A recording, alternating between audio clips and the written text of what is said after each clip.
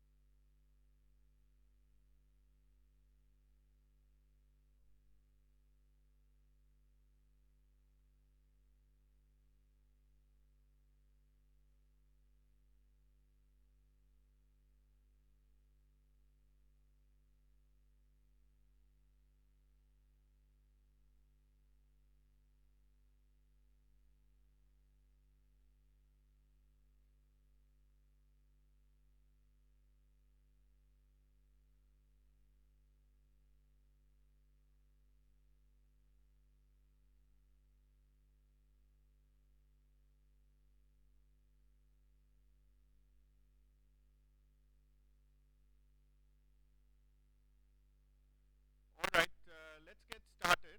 Welcome back after a very good and heavy lunch. Um, so the next session is on rural and agricultural development, and the chair is Mr. Sanjay Kaul, who is from the NCML, National Collateral Management Services Limited, Mumbai.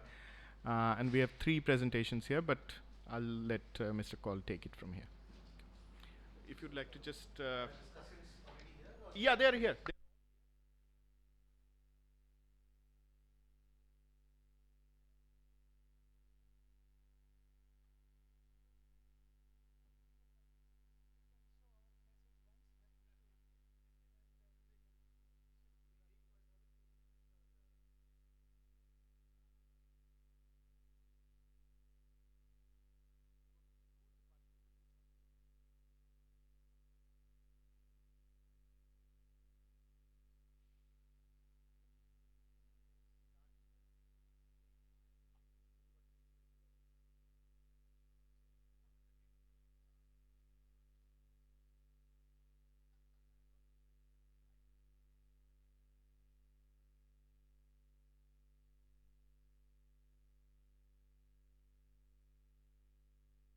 So welcome to the afternoon session. The broad theme of the session is rural and agriculture development, and we have three papers by Devyan Pakrashi, Tiagu Ranganathan, Kanika Mahajan.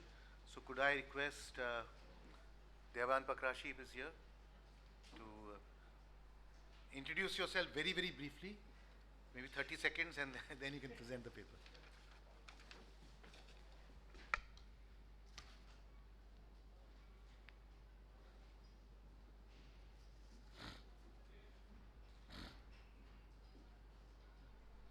I don't think I need that. It's okay. Hello everyone. I am Dr. Devyan Pakrashi from IIT Kanpur and School of Economics, University of Queensland in Australia. I have to speak over here. Okay.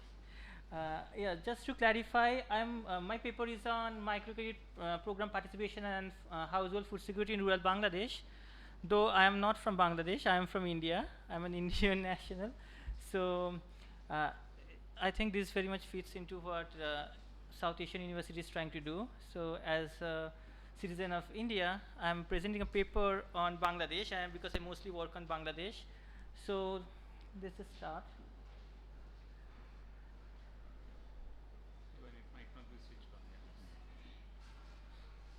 Okay. So out of a total population of 165 million in Bangladesh, 33 million people were classified as lacking food security in 2010, and by 2020 this number is estimated to increase to 37 million according to USDA 2010. So a survey which was conducted by the Economist Intelligence Unit in 2012, out of the 105 countries, Bangladesh was ranked 81st in terms of Global Food Security Index with a score of 34.6. And according to the 2014 survey, which just came out after the paper was written and was submitted, so that Bangladesh now in 2014 was 36 out of 100. So I don't think much has changed for Bangladesh in the last 2 years. So from the beginning, one of the major forces motivating the development of microcredit was to improve the food security situation of rural poor in Bangladesh. This objective can be clearly seen in the Grameen Bank documents and is also accepted in the extant literature on microcredit. So these are the references.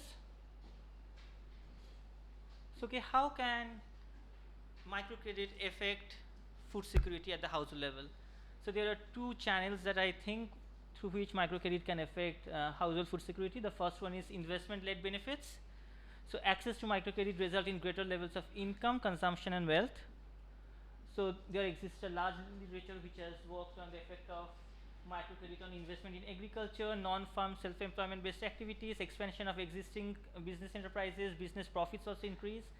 Now there's the other paper and the other channel, so he says that it's through insurance-led benefits.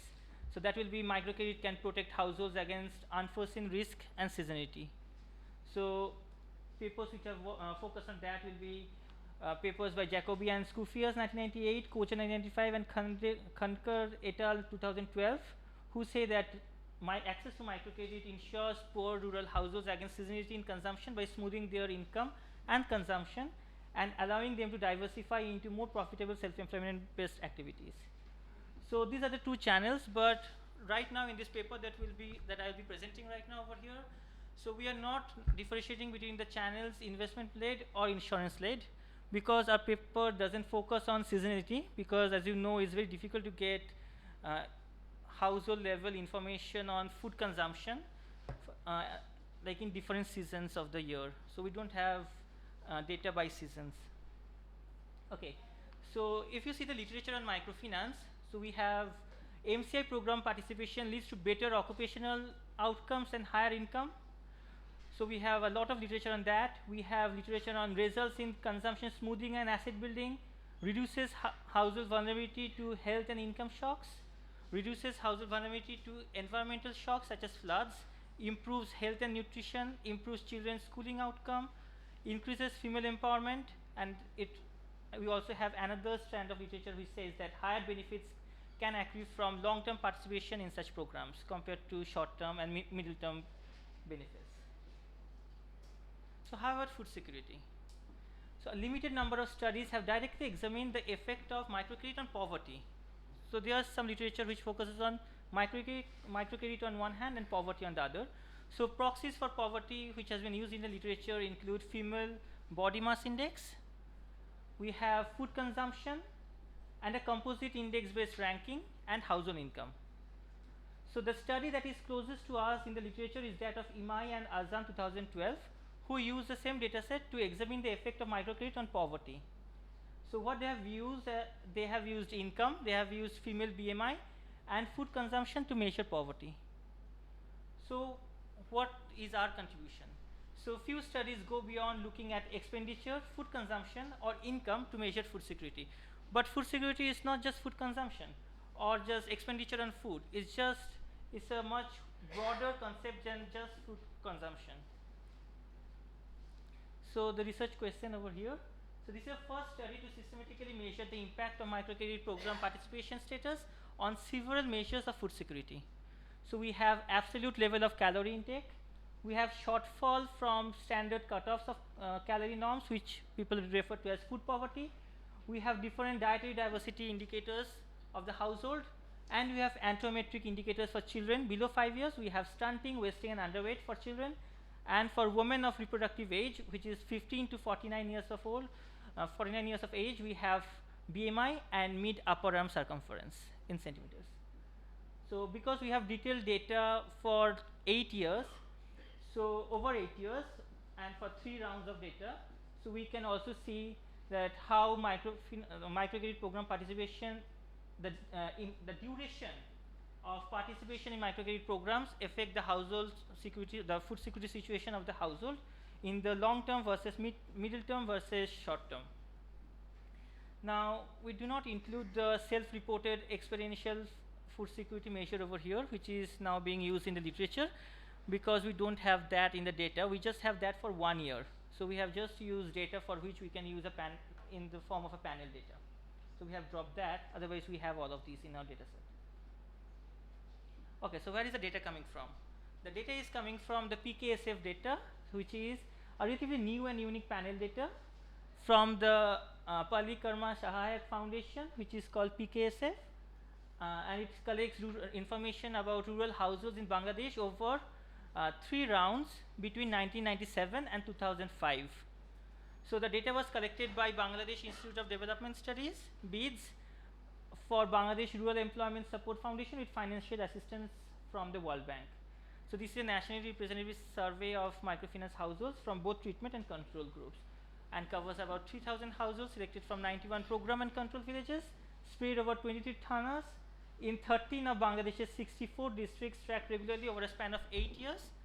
So between 1997 to 2005, we have actually data for 4 rounds, but because the second round did not have detailed data on food security measures, we have dropped that. So now we have 3 rounds of data between 1997 and 2005. So the PKSF program is very much like the Grameen Bank type programs. So credit was provided mainly to women, but there was also some groups in which there were male members, and credit was typically offered to eligible households. Eligibility was defined as anyone who had less than 50 decimals of land or equivalent who were interested in participating. So 50 decimals of land will be, I think, half acre over here. Okay, the empirical strategy. So this is the empirical strategy. So we are particularly interested in the sign of PJT, which is the program participation. So the microcredit program participation status of household J in year T. We have FSJT, which is a dependent variable, which is the food security situation of household J in period T. We have household level characteristics over here, something that doesn't drop out because we are using panel data techniques. And we have year fixed effects, household fixed effects, and we account for any correlation in errors across villages and year. We compute clustered robust standard errors across village year level. We have also done some sensitivity analysis, but because we don't have enough time, so I'll just skip the sensitivity analysis. So what are we actually doing? So the participation status that we spoke about over here, which is PJT, so we define that in 2 ways. So the first one is, it's the treatment group versus the control group. So who will be the treatment group? The treatment group will consist of households in which at least one individual is a member of one or more MCIs during a given year. That will be the treatment group, and the control groups will be who do not have any members, who are any household members who are actually members of any MCIs. To see the robustness of the results, we also use total amount borrowed by participating households in a given year as an alternative definition of program participation status. Now measures of food security that we use over here. So we use calorie consumption, so that comes from the household consumption expenditure survey collected retrospectively. Detailed data on the quantity and value of food items consumed by the households over the 7 days, last 7 days. So the quantity estimates of all the food items consumed by a household were converted to calorie availability using Gopalan et al. 1981, which is also given in the NSSO 2012, I think. So we added that, and then we have used 3 different measures for this. We have used household consumption of household calorie consumption per day. We have per capita calorie consumption per day, and we have equivalized calorie consumption per day. So we have also used the cutoff. We have used 3 different cutoffs to see the effect of microcredit program participation on food poverty. That is, you are not being able to meet a certain level of calorie consumption per day. So because as we all know that there's no one standard calorie cutoff, so we have used 3 of them over here. And so the first one is coming from Bangladesh Bureau of Statistics, which is 2122 kilocalorie per person per day, and we call that absolute poverty level. We also have 1805 kilocalorie per capita per day. We call that hardcore poverty level. The third specification comes from FAO WHO UNU 2004, which corresponds to 1770 kilocalorie per capita per day and it's coming from the 2006 2008 year. Okay, for the household dietary diversity indicators, we have used 4 of them. The first one is the food variety score. The second one is the dietary diversity score. So the first one is, it's a count of the number of food items that the household is consuming. Okay. The second one is the dietary diversity score, is the number of groups of food groups that you are consuming within the household. So I'll be discussing DDS in the next slide. So, and then we have Gini-Simpson index and the Shannon index. That is how concentrated your consumption is over the different groups. Okay, so for DDS, we have used the 12 scale household dietary diversity score HDS developed by Fanta, a project of the USAID, to aggregate food items in the HCES under the following food groups. So these are the 12 food groups that we have used for our paper, and the HDS ranges from 0, which means non-diverse food basket, to 12 diverse food basket. The composite measure of diet diversity, the Gini-Simpson and the Shannon indices also establish a continuum between a diverse food basket and a non-diverse food basket, where 0 will be non-diverse, and the more score you have, is the more diverse your food basket is within the household.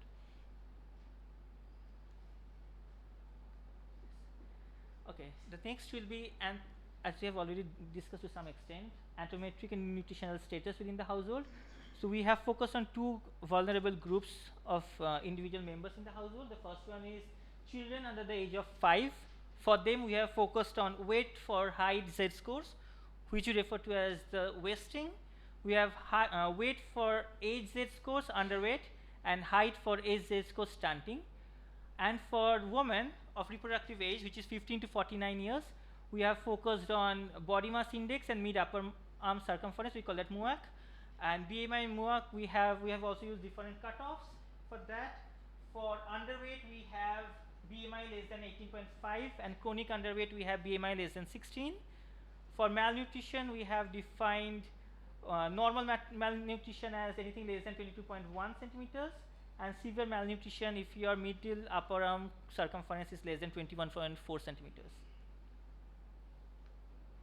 Okay, so this is like a plot of how what happens if loan amount in 10,000 takas in real terms increases, what happens to your household calorie consumption, what happens to your Gini-Simpson diversity index, weight for age Z score, and maternal body mass index, the BMI. So now we'll move to the analysis of the regression results. Okay, so if you can see over here, we have the first definition, which is the participation status. So effect of participation status. We're just showing the coefficient for the important variables, not the whole table.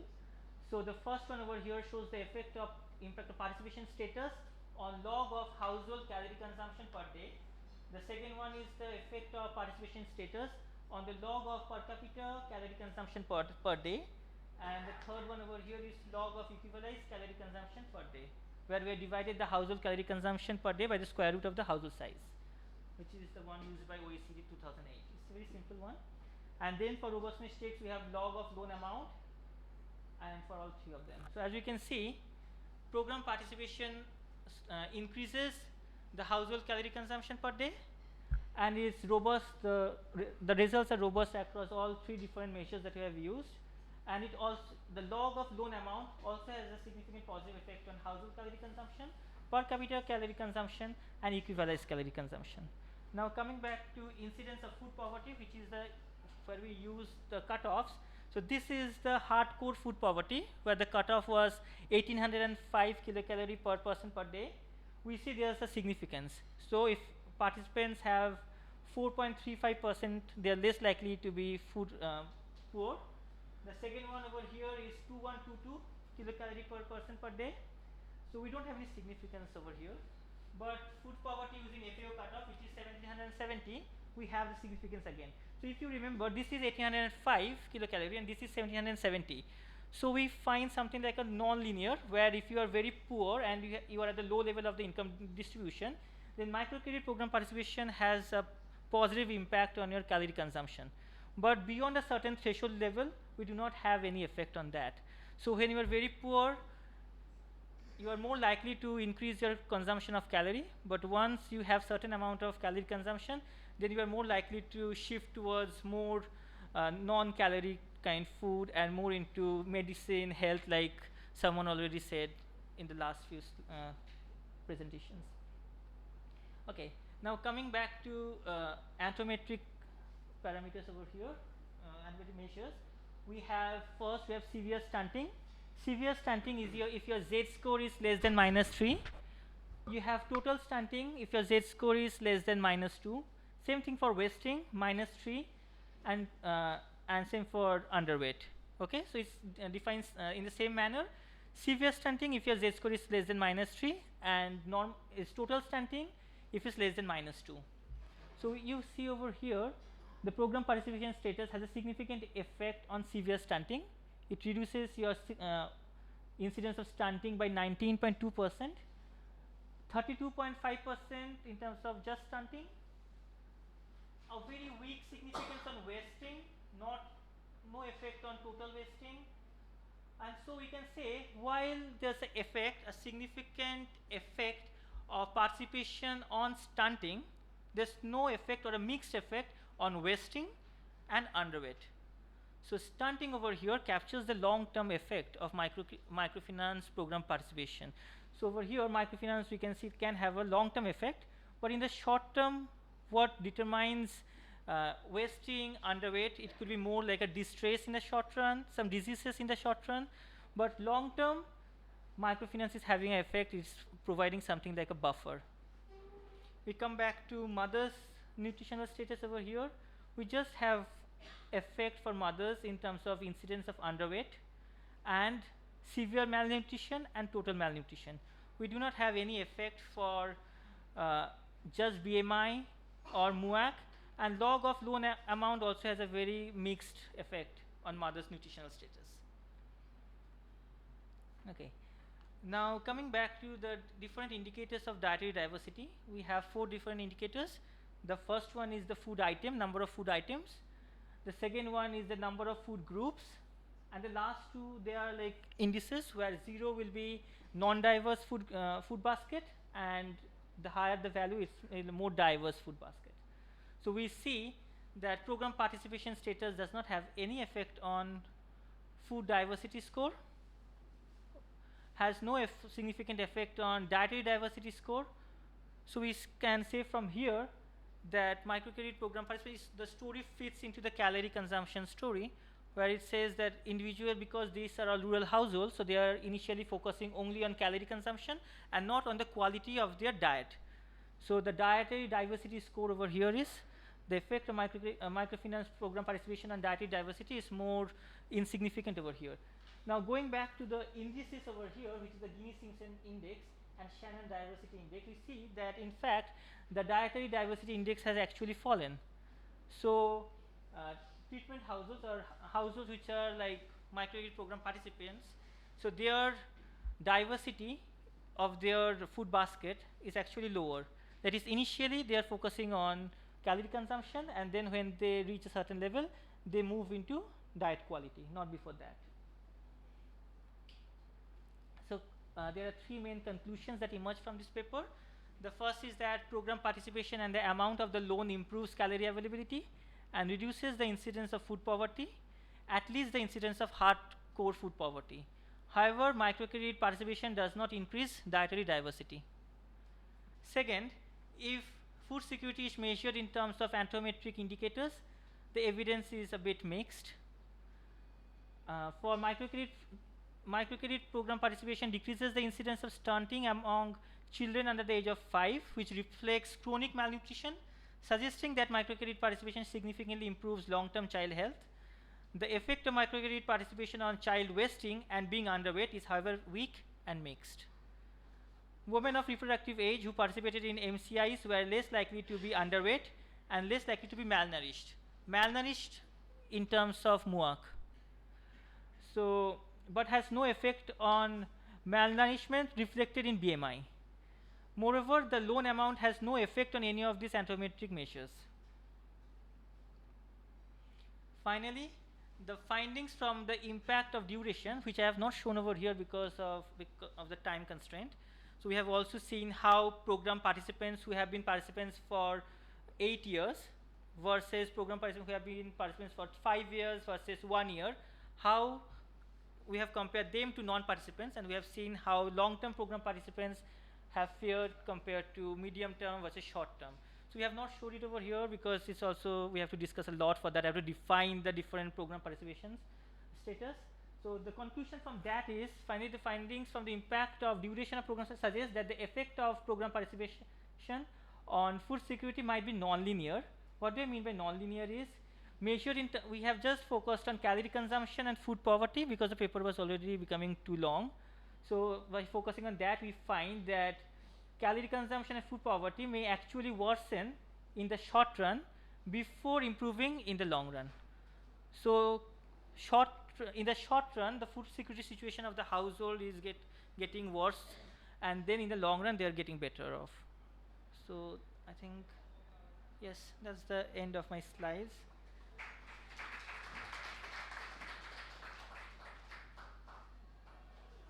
So, so do I wait over here? Okay. Complete two of them. Okay, sure.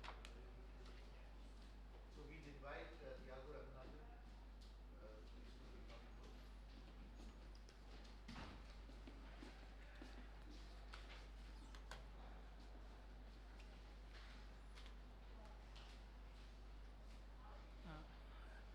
Yeah, good afternoon, everyone. So, I'm Thiagu Ranganathan. I work as assistant professor at Institute of Economic Growth. This is a work I did with Amarnath Tripathi, another assistant professor there, and Bisla Rajoria from Punjab University. Actually, we have made few changes to the actual paper that is submitted. So, so sorry, Ran, we were not able to send the updated paper to you, but yeah, that should be. Yeah, so this is our paper. This is non-farm sector and income inequality in rural India.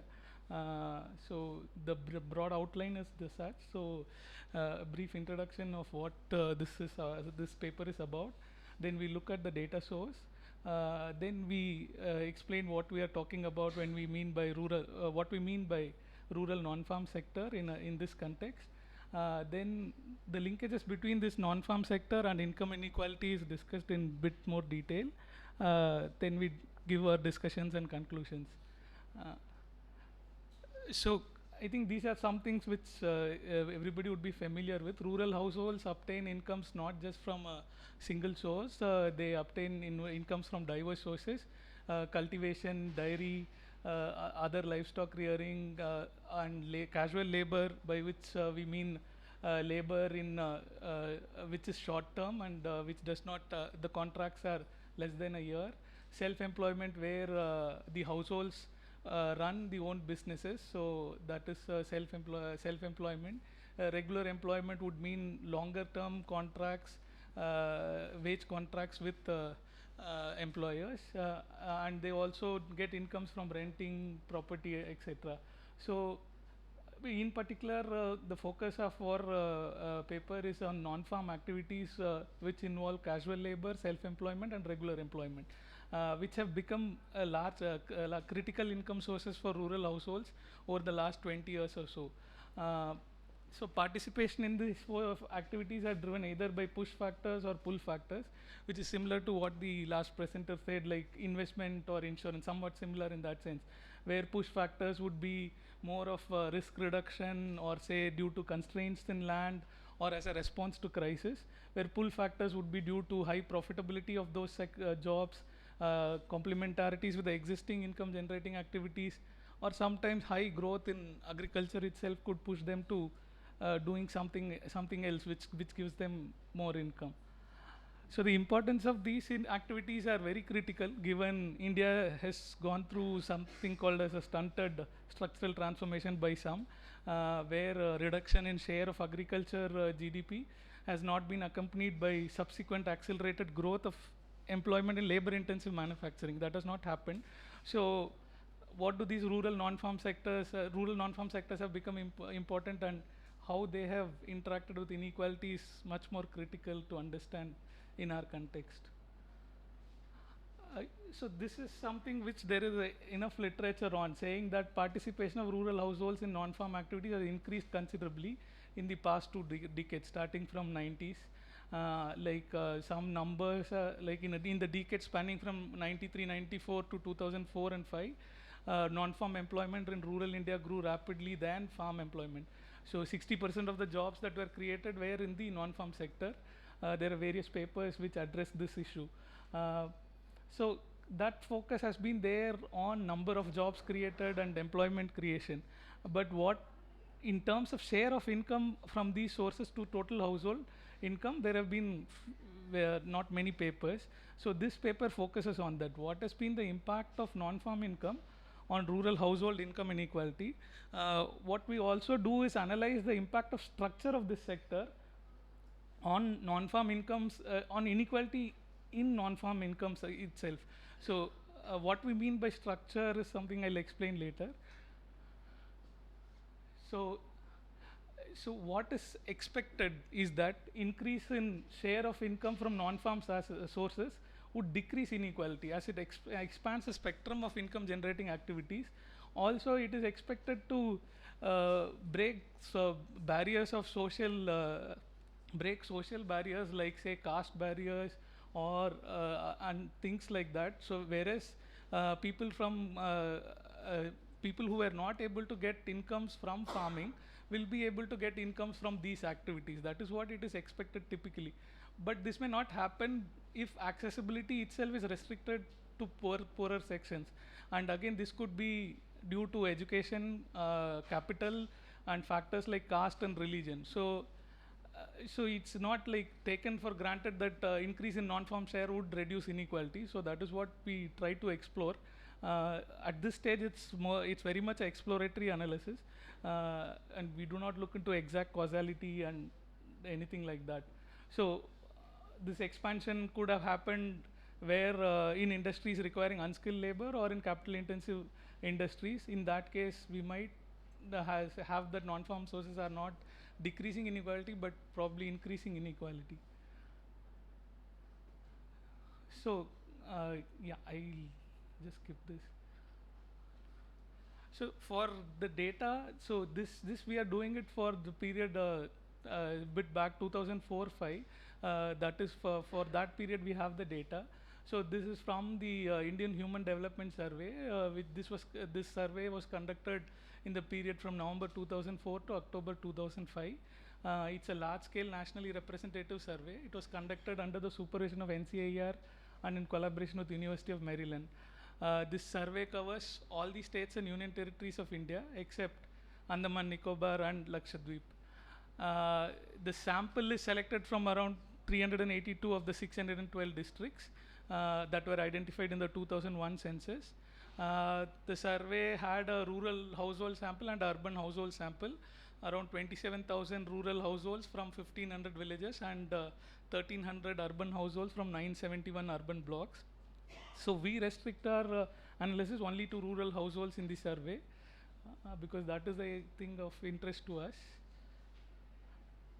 So just to give a bit of a background on what we mean by what has changed in the rural economy, we look at some data which was collected in 93, 94 on similar, which was done by NCAR on rural incomes and the current study. So this is the picture that we get. So in 93, 94, for average household income shares from farming was 55%. So a household on average earned 55% of its income from farming.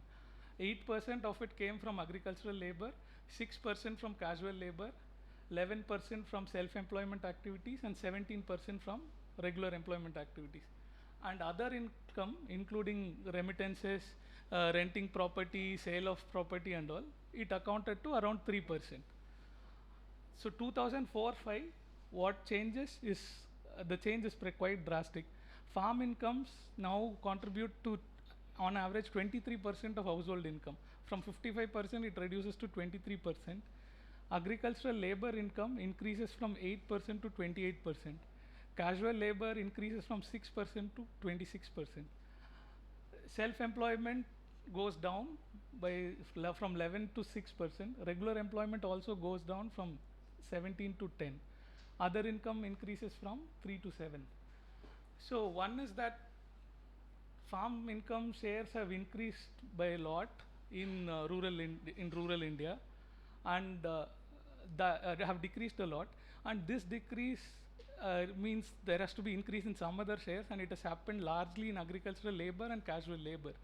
So when we say there has been but and also it has to be noted that regular employment and self-employment has also decreased. So it's not that this period was characterized by increase in non-farm as a whole. It's been an increase largely in casual labor and agricultural labor income shares.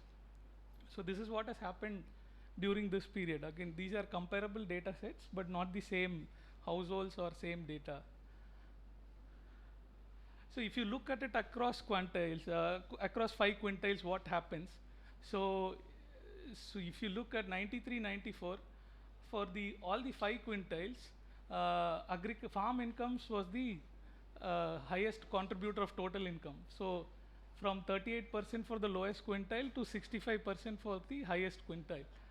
After that, for the lower quintiles, agricultural labor was for the lower 2 quintiles, agri labor was the next big contributor. And for the third quintile, third and fourth quintile, third quintile it was self-employment, and fourth and fifth quintile regular employment was the next big contributor. And the casual labor was third biggest contributor for the lowest quintile, but otherwise it didn't appear for other quintiles. This was what was the scenario in 93, 94. If we look at the quintiles of 2004-5, we find that now agri labor has become the most important contributor of income for lowest quintile, and casual labor as the second most important, and other sources involving remittances and all has become the third important source. For Q2, agri labor has become the most important, with casual labor being second and farm income being pushed to third. So for Q3, casual labor is the first, agri labor is second, and then farm incomes are the third. So and except for highest, for which farm income is still the major contributor of income, other quintiles there has been drastic changes. And again, this is what emerges, like casual labor is one of the top 3 income sources for all the quintiles. So this is what has happened in these 11 years. So now what we intend to look is, we don't have the detailed data of 93, 94, so we just look at 2004-5 data and incomes from casual labor, self-employment, and regular employment, and see what have they done to income inequality in rural India. So if you look at the 2004-5 non-farm income shares, so by employment types, what is happening? So out of the 100 rupees that a household earns in non-farm income, 61 rupees comes from casual labor, around 26 on average comes from self-employment, and 13 comes from regular employment. Again, to define the structure by industry, so out of the 100 rupees household earns, rural household earns from non-farm income, 26 comes from community, social and personal services, 20 comes from construction, 18 from wholesale, retail trade and restaurants and hotels, and 15 from manufacturing. Transport and communication comes to 10, and the other major industries do not contribute much. So this is the structure of non-farm employment, and what is the implication of this structure on non-farm income inequality is another area which we are going to look in the paper. So just to put the numbers again, like instead of the shares, if you look at the numbers, the average farm income was around 12,000, agri labor income was 4,000, non-farm income was 17,000, and income from other sources was 2,700. And total income of a rural household was something like 36,000 or 3,000 rupees per month in 2004-5.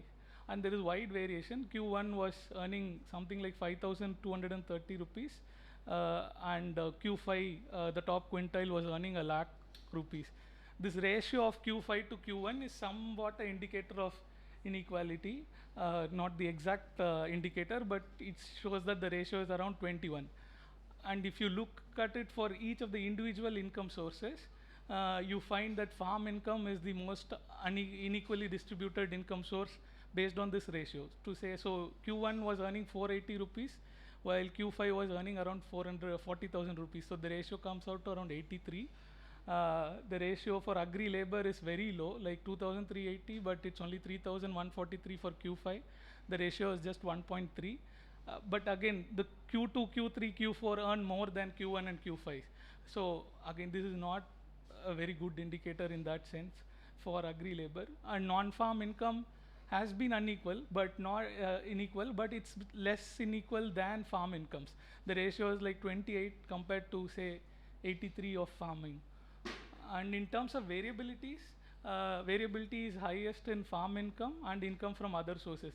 The other two sources, agri labor and non-farm incomes, have been less variable.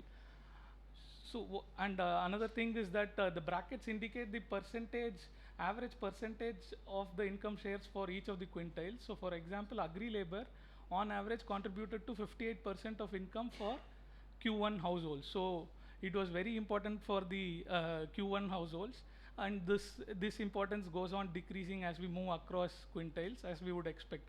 So, it contributes to only, though the amount terms were very little, but in terms of percentage of income, it varies a great amount. From 58%, it goes up down to 5%.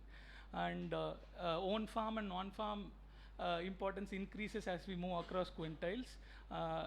So from 5% for Q1 to 33% for Q5. And for non-farm, it's some 27% for Q1 to 53% for Q5. So this is the broad structure of the total income. Now we want to look at what is the structure of this non-farm income itself based on employment type and industries.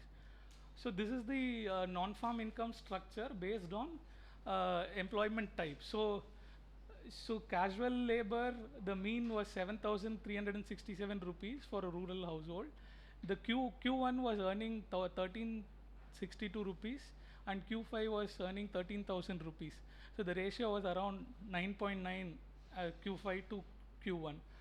The ratio for self-employment was 40, and ratio for regular employment was very high, whereas Q1 was earning on average 100 rupees, the Q5 was earning on average 23,000 rupees.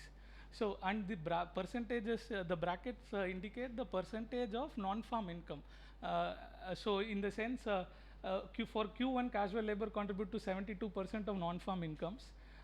What we observe here is that it's almost the same for quintiles 1, 2 and 3. It's like 72% of their incomes comes from casual labor only. 72% of non-farm income comes from casual labor only. So for Q4 it's lesser, for Q5 it's very less. The good thing with self-employment, it's almost equally important for each of these quintiles. So 24%, 25, 23, 29 and 28 for Q1 to Q5. Regular employment is drastically different, like say 4%, 3%, 5% and 9% for up to 4 quintiles. For the 5th quintile, it contributes to 35% of the total non-farm income on average. So this is the structure based on the type of employment. Also, if you look at the structure based on industries and how different industries contribute to the total non-farm income, and also the ratio of Q5 to Q1. Here again we find some patterns, like say community, social and personal services is the most important income source for households as a whole, followed by construction, followed by wholesale, retail, trades and restaurants, and then manufacturing. So, and for different quintiles, different sectors matter.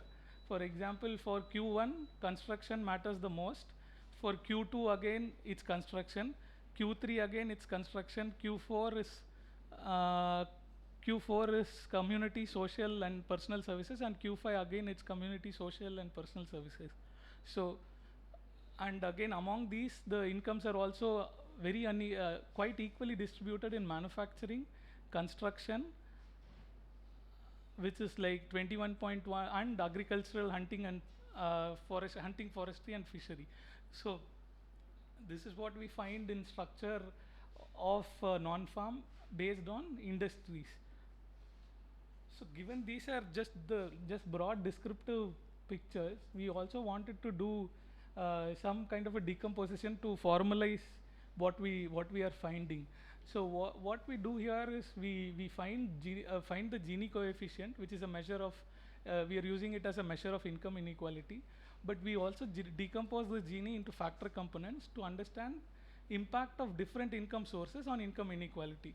So what it does is it decomposes the total Gini into uh, the share of each component, Gini of each component, and correlation with the total income distribution. So this will get clearer in the picture, in the clearer in the table in the next slide. So, so this is what the decomposition results are. So what this says is, for out of the total household income in the in the rural area, 33% was share was in farm income, 12% share was in agricultural labor, and 48% was in non-farm, and other farm contributed to 7% of total household income. This is the Gini of each of the income sources. So farm income was unequally distributed, highly unequally distributed with a Gini of 0.87. Other income was also had a very high Gini with 0.93, which is 0.93. Non-farm income had the least Gini among different income sources, that is 0.73, and agricultural labor also had quite quite a decent inequality of 0.8. Gini correlation measures the correlation between the incomes and the distribution of the total household income. So this intends to tell that whether households which are earning a high total household income are bound to earn high farm incomes. If that is the case, then this correlation will be higher. So that is what we find here. It's 0.74 in farm income.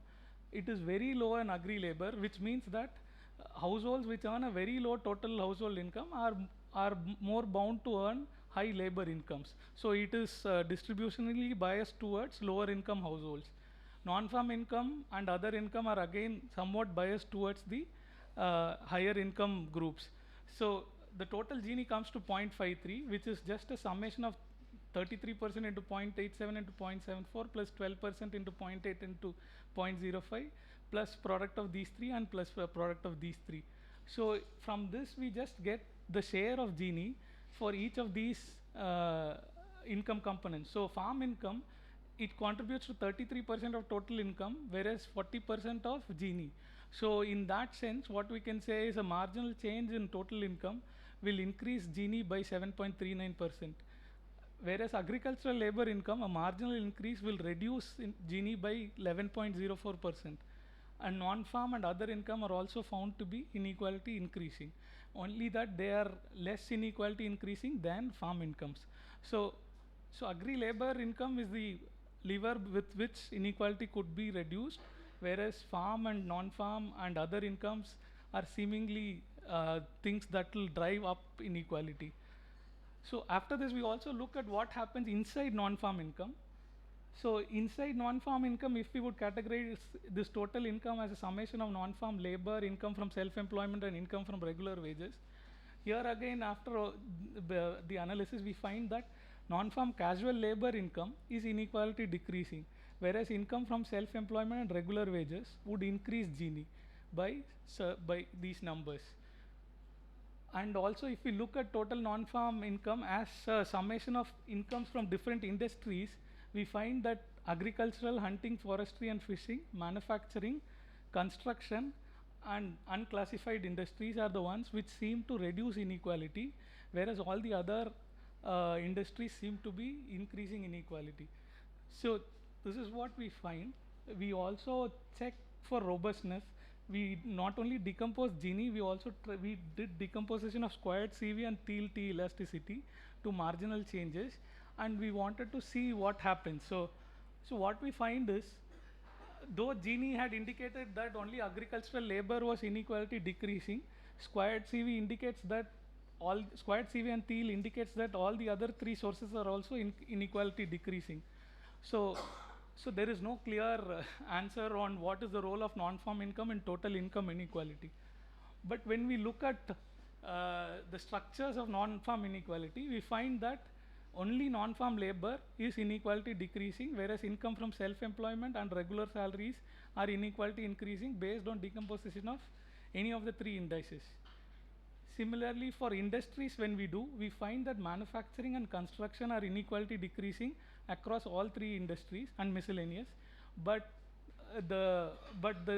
it gives mixed results for some of the other industries. All the three indices give mixed results for other industries. So what? So this is what we find from a robustness thing. So what have we done? We have done a study of income diversification and role of non-farm incomes. We've used decomposition methods to understand role of different components in increasing or decreasing inequality. We find that non-farm incomes are inequality increasing based on Gini, inequality decreasing based on squared CV, and have a negligible impact based on Thiel's decomposition. Casual labor component is inequality decreasing in non-farm incomes. That is very clear across all indices. Self-employment, regular employment are inequality increasing based on all three decompositions. Construction and manufacturing are the industries that are found to be inequality decreasing. So what we mean by inequality decreasing and inequality increasing is that whether they are biased towards the lower half of the population, so poorer population. So, and also in terms of employment and income shares, construction and community social and personal services are becoming dominant sectors as compared to manufacturing, which was supposed to become the dominant sector for rural non-farm. And given the varied composition of non-farm sector, we are not sure whether there is a general relation between non-farm and inequality and whether it is possible. What we find is that non-farm linkages matter based on the structure of non-farm sector itself. This study was done during pre-MGNREGS, so impact of MGNREGS could be much more interesting to analyze, and since it's a cross-sectional data, it poses limitation on dynamics. The next round data is expected this year, and it should help us understand these dynamics. So yeah, that's the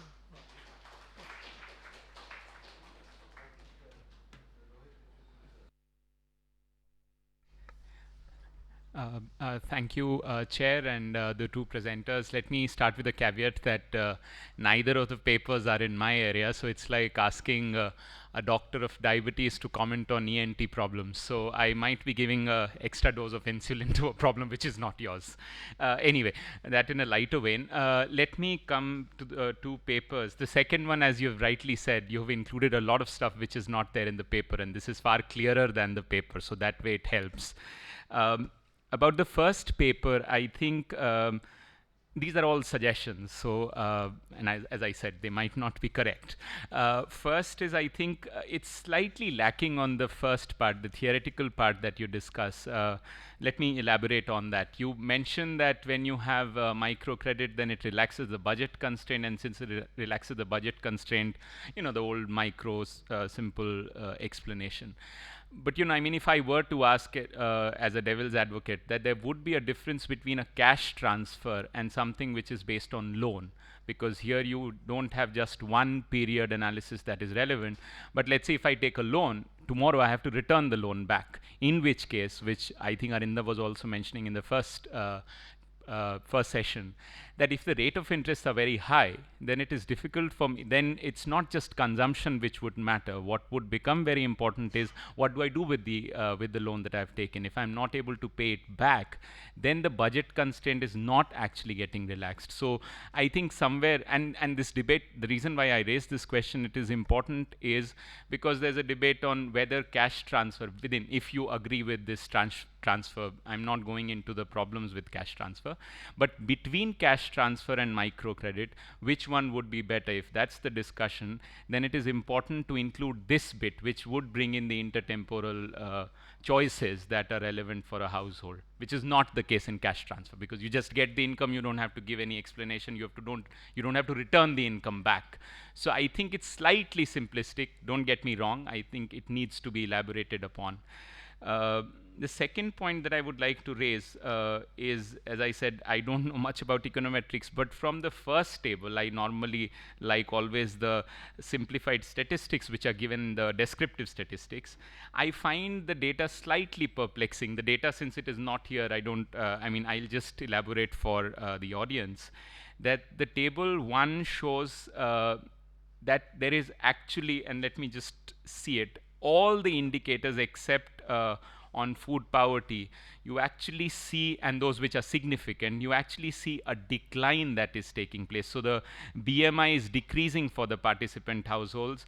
The chronic underweight is rising, underweight is rising, and these are all significant.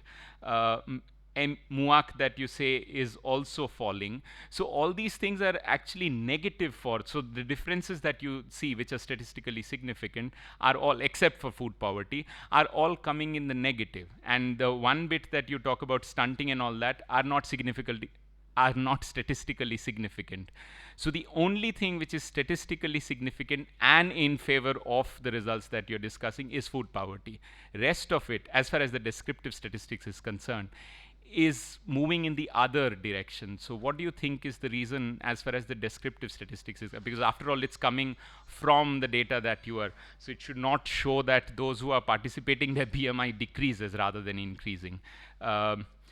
Related to that, coming to the specific regression results, when you mention that there is a decline in acute food poverty, but not so much in absolute, the difference that you draw there, and you say the reason is because it's effective only in the latter, because as you move up the income ladder, calorie does not matter as much, and then you diversify. And it's that reason why you don't get it in absolute, but you get it in acute. But the very next point that you raise is in diversification, you got exactly the opposite result, which you showed here, that you do not see diversity increasing for the participants. So don't you think these are contradictory results, that on the one hand you don't find absolute, and the reason that you give is because they are diversifying, whereas in the diversity index it's actually decreasing for the participants. So I found that slightly perplexing.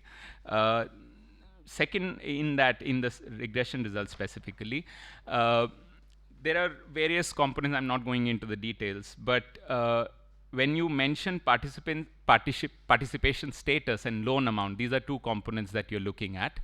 As I understand it, I might be wrong, participation status is more of a qualitative analysis that you're doing, whereas loan amount would be more quantitative. I mean, you're trying to find out what the effect of the exact amount is in terms of how it is affecting different parameters. Now, I can understand a situation where participation status has a positive effect and significant, and loan amount is not giving you a significant result. That can happen, that loan amount is not necessary, but at least participation is showing a jump in terms of improvement in whatever category. But what I find perplexing is the reverse, that participation status is not significant, but the loan amount is. Now, how would one explain that? That when you're participating, that is not relevant, but the amount of loan that you're getting becomes relevant. The other way around can be understood, but this is slightly, and I'll give you two examples. One is the absolute food poverty, you get this result. The BMI, you get the same result. And MUAC, since your paper talks about not just food poverty, you say that that is something which has been written about, elaborated upon. I'm discussing the other aspects of food poverty. And in the other ones, exactly where you find this kind of a difference. So maybe you would want to elaborate on that. About stunting versus wasting, I found, I mean, again, with regression results, it's difficult to, find out the exact reason for why it would be happening.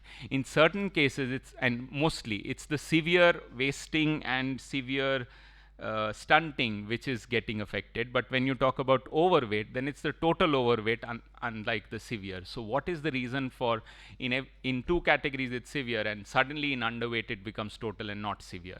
So there is something which should be happening. I mean, it can't just be results. It needs to be, otherwise one just does regression results. I mean, it needs to be explained a bit more. So these are the three comments I had for your paper. The second paper by Thiago, as you said that you presented a lot of stuff which came here, which were not in the paper, because in the paper it was essentially these matrices that you were discussing, and you did not have the quintile distribution, which makes the picture far clearer, because there it seemed like, and let me just say because I had anyway thought about it, so because there it seemed more like a sectoral inequality rather than income inequality. Here it comes out because you give each category, it's not just in terms of income, but whose income is also which is coming out in the quintile. So that is one suggestion I had. One thing which drew me to this paper was the first aspect, which is the push versus the pull factor, the old debate, Lewisian transition, all of that. But unfortunately, you don't say much about it. It starts with that, but it's not in the paper. I was looking forward to, sorry, I mean, maybe it was there, I missed it. So anyway, let me just finish and you can respond. Then you discuss about the entry barriers, which is something which, apart from the analysis of the data, which I think is quite interesting, and this decomposition of the Gini coefficient is quite interesting. You discuss that there are certain entry barriers which would be the reason for why it is inequality increasing, because people are moving to those people who are moving to the non-farm sector are essentially rich people, or the rural elite, or whatever you call it, and these are the people who are essentially showing up in terms of the non-farm income.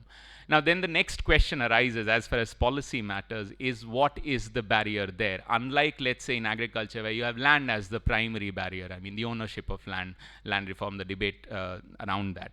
But here, what are the entry barriers? I mean, what kind of activity are you talking about? Does it require minimum capital?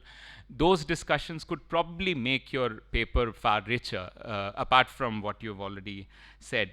The other suggestion I have is about the social indicators. I mean, we economists, we get obsessed with just the economics of it, whereas you actually have, and especially when you're talking about rural areas, the importance of caste or religion for that matter.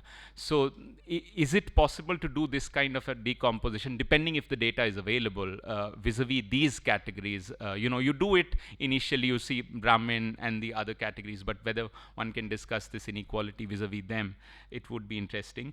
A couple of more points, I'll be done. One is the agricultural income has very high Gini. Why is that the case? I mean, other Guineas I can understand, but that is also not showing in the quintiles, where suddenly the agricultural income, which should be the relatively most equal, given the fact that majority of the population who is employed is the agricultural labor income, which is where they're getting their income from. Why is that very high? Then why is the farm income inequality contributing more? The last table, which, I mean, probably last or before that, contributing more to inequality than non-farm income. I mean, the 1% decrease that you discussed. One interesting factor which you did not discuss, which I saw was very interesting, is the role of the insurance, finance, real estate inequality, and that I think is the most fascinating, in my opinion, because that is something which is related to the work that I do. The fire sector, as they call it, in rural sector also, it is that which is contributing a lot in terms of inequality. So maybe you would want to elaborate on that. That could be the entry barrier, possibly, I don't know. And the social sector, that bit I did not get. The last point, I think, don't you think, as far as the policy then is concerned, the focus should primarily be, given the entry barriers, to break it, of course, but to focus on the agricultural income itself? I mean, since that is one where most of the people are employed, and the quintiles show that in terms of employment, rather than wishing for the moon and trying to do other stuff which is not really in your control, to be discussing first about the infeasibility or non-workability of the agricultural sector, and to focus primarily on that, because pulling people out in a labor surplus economy is not that easy. So why not focus at the disease itself rather than thinking about other things? Thank you. Thank you very much. Before all of the two of you respond, can we get 3-4 other interventions so that then you can, yeah, please. Thank you. My question is, my comment really is on the first paper. I missed most of your second. I'm sorry for that.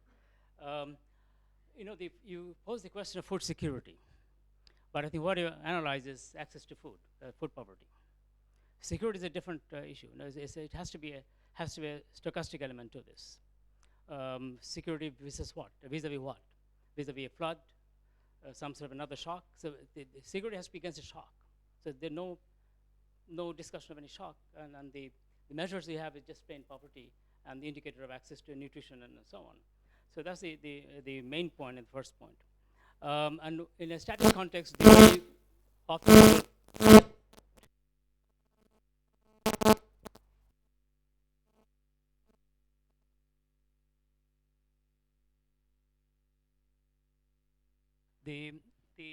yeah, as I said, in a static context, the standard thing to be to look at savings. Actually, there's a lot of programs which are designed to prevent this sort of security issue.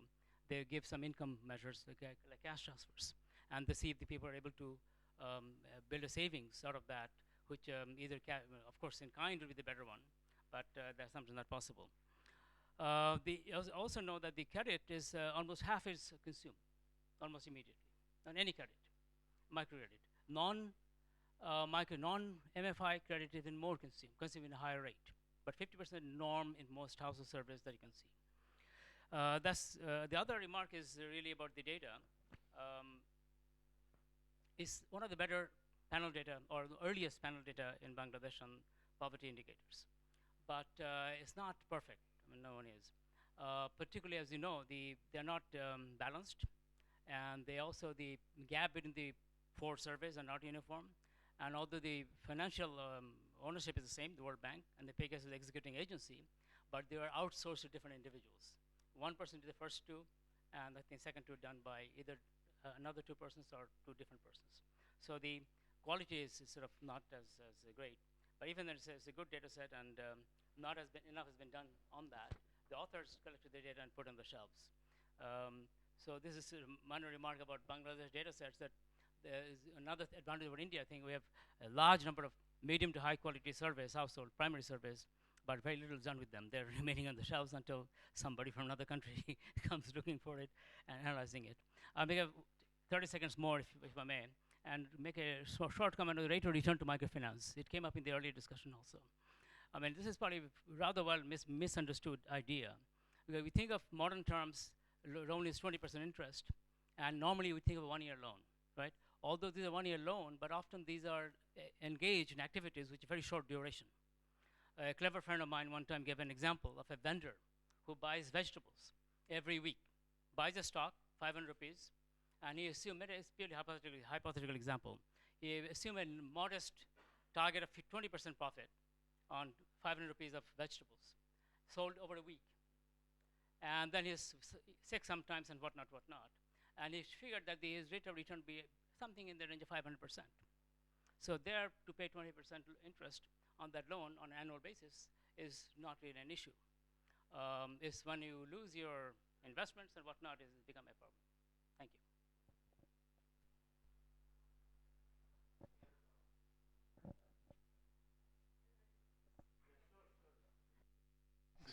Thank you. Okay, thanks. This is a comment on the second paper. Maybe you have the answers and making part of the comments could be, you might have addressed them already in your paper. I have not seen the paper, but it seems from your presentation that you should be focusing on, as Rohit mentioned, on the agriculture sector itself, but for different regions. From your presentation, it seems most of action is happening within the farm sector, because there's very little additional that has come from non-farm sector. So most changes have come up in income distribution within the farm sector. For one, the share of casual income from casual labor, etc., that has gone up. And within farm sector, the distribution has become more skewed. So it tells me, these 2 things together tell me that there's something that has been going on within farm sector, and which I think I have not looked at data, but it seems to me that the sharecropping, the share of sharecropping, income from sharecropping has come down. Some of those farmers who were practicing farming on sharecropping basis are now supplying labor directly by way of casual labor. And also, and other thing that seems to have happened is that the role of fixed rental contract as opposed to share contract has gone up. So that these two things together seems to offer some explanation of your data. The other point is, what do you make of these findings? If so you seem to have overplayed the role of that, that the labor, non-farm, within farm sector, labor income seems to be most equal, so to speak. And that makes sense because it's all unskilled. There is very little scope for variations there. Wherever there's a scope for variations, for example, self-employment, income from other sources, or within farm income, wherever there's a scope for variations, everywhere inequality seems to have gone up. So it seems to be the stability of, so more egalitarian distribution of labor income within farm sector seems to be an outcome rather than, something that will have policy implications. It seems to be a consequences. So these are my comments. Thank you for the excellent comments by both the discussants. I'm not an academic person, so just at the macro level, I found both the papers very critical and relevant to policy making, and I've been a policy maker rather than an academician. Microcredit has been very contentious, and I would have liked you to see what has happened to microcredit institutions in India, because it's also been in the Indian context at least, a maligned and abused word of usurious rates of interest. Now, for the vegetable vendor, it's irrelevant, as you point out. But for self-help groups, if they're also transacting and taking consumption credit, not necessarily for food, at something like 20% rate of interest, then what impact it has on household income becomes relevant.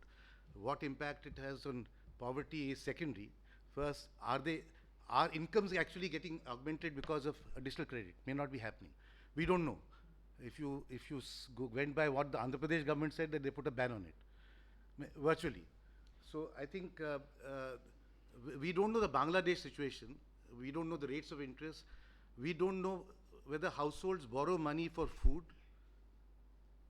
So as opposed to cash transfers, at least in theory, it could lead to augmentation of income and therefore a higher percentage of the, at least in absolute terms, more goes into food. Here you don't even know whether that's happening. So I think some context of what this money is being drawn from by participating members of microcredit institutions would be of interest to, I think, the larger body of policymakers and academicians. I have a little difference on and I support him that non-farm income again is very critical. So I wouldn't want you to not lose your focus, because all the most aggressive futuristic projections about agriculture shows that it can grow at 4%.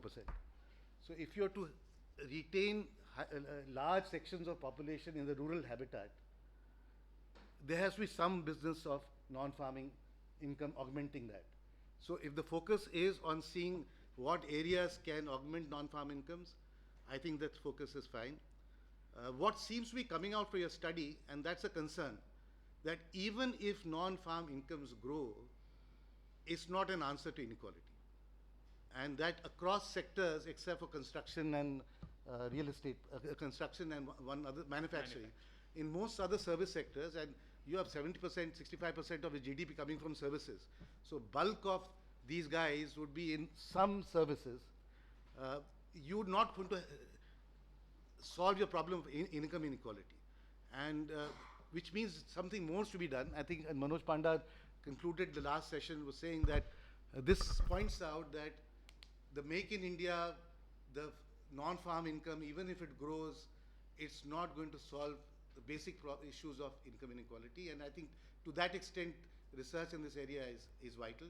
The only other thing which I'd like you to do, if data is available, is across quintiles, you're showing that labor as a percentage of total household income goes up. To what extent is it due to this decade that you've studied, the pre-Narega decade, is due to fragmentation? Because is it on account of fragmentation of land holding that people even who were middle income farmers were seeking recourse to either leasing out land or becoming casual labor? Is that a significant factor? Of course, the labor market post 94, post 2004 has changed dramatically. So you yourself pointed out that you need to study that all over again, because you might have completely different dynamics playing on in the last 10 years. Yeah, yeah, sure. I just saw the second paper presentation. But it seems to me that you can't analyze the rural economy today as a hermetically sealed economy. And because it has integral relations with the non-farm economy outside the rural areas. And that's primarily non-agricultural and non-farm. So remittances play a great role. Yeah. The remittance economy, and unless you analyze what is happening to incomes from outside the rural areas, through remittances and so on, you can't get a complete picture of what is happening to the dynamics of income, including inequality. To be fair to him on that, he did not present it. Remittances he shows is not contributing. He could answer, of course, but in the paper No, he I'm shows. saying the larger policy Right, issues right. which are also Yeah, being yeah, raised. yeah. It's enormously important.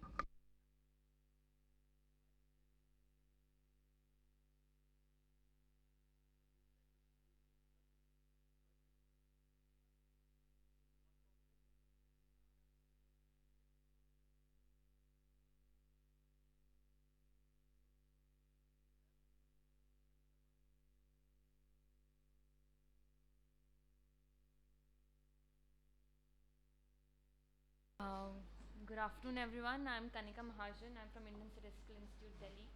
I'm a PhD student there, on the verge of hopefully submitting now.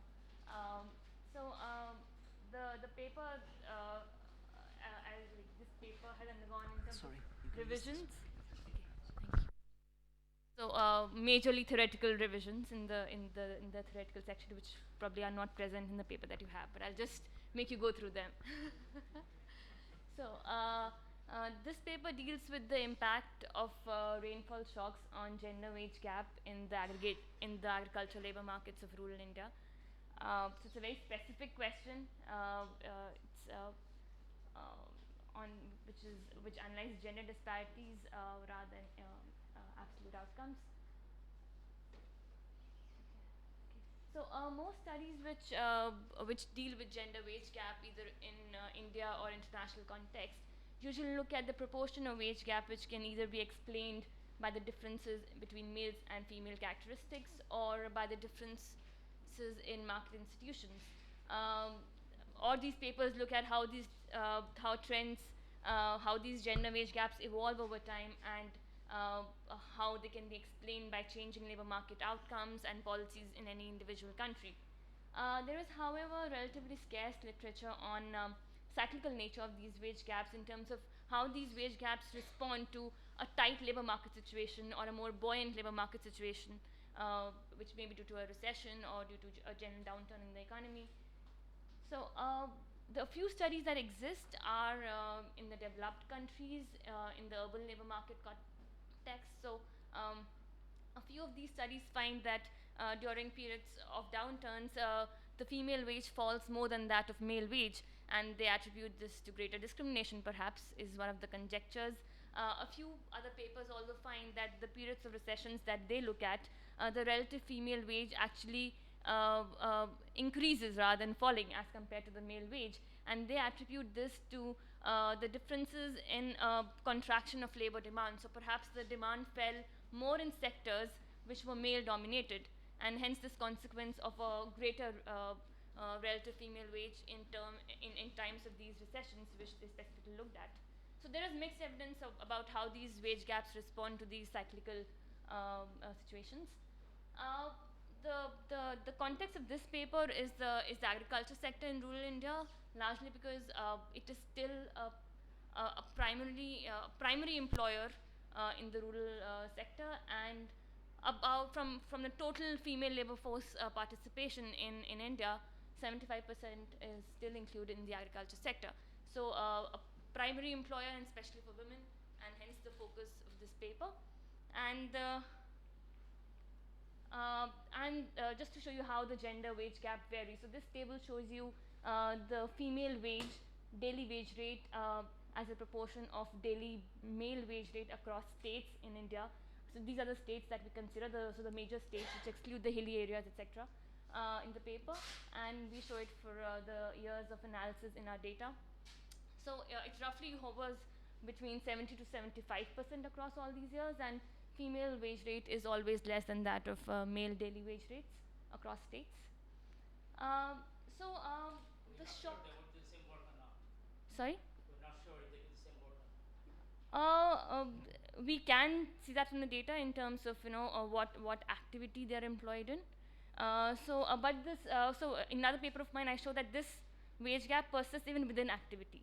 So it's not that it's less in some activity and more in one activity. It's pretty much constant across all within subgroups of activities within agriculture. So it's quite stable. So the aggregate shock that we consider in this paper is rainfall variability, and why we consider this is because it is one of the most critical things that affects agricultural output in India, especially agriculture demand for labor, since more than 50% of the area is still unirrigated, and each year some part of the country suffers from rainfall scarcity, which affects demand for labor and creates situations for a tight labor market or a buoyant labor market when there is a higher level of rainfall.